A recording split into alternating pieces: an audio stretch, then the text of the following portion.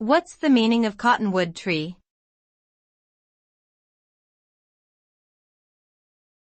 Cottonwood tree.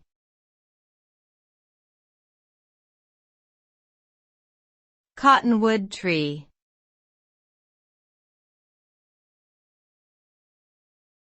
Cottonwood tree.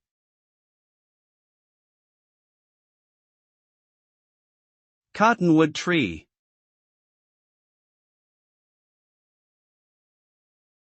A cottonwood tree is a type of poplar tree that is native to North America. It is known for its fluffy white seeds which are dispersed by the wind and resemble cotton. The tree can grow up to 100 feet tall and has a distinctive grayish bark with deeply furrowed ridges. Cottonwood trees are commonly found along rivers and streams due to their preference for moist soil conditions. Their wood is used in making furniture, paper, and other products.